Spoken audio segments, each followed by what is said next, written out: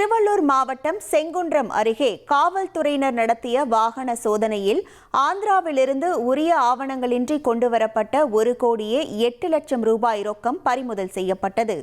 மொண்டியம்மன் நகர் சோதனை சாவடியில் பார்சல் லாரியை சோதனையிட்ட போது 3 பைக்கில் பணம் இருந்தது கண்டுபிடிக்கப்பட்டது.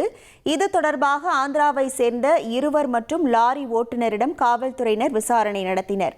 சென்னையில் நகை வாங்குவதற்காக பணத்தை கொண்டு வந்ததாக அவர்கள் தெரிவித்துள்ள நிலையில் உரிய ஆவணங்கள் இல்லாததால் ஹவாலா பணமா என்ற கோணத்தில் விசாரணை தீவிரப்படுத்தப்பட்டுள்ளது.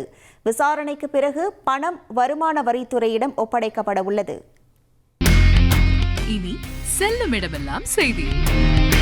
தந்தி டிவியின் வாட்ஸ்அப் சேனலை ஃபாலோ பண்ணினா செல்லருக்கும் இடமெல்லாம் செய்தி.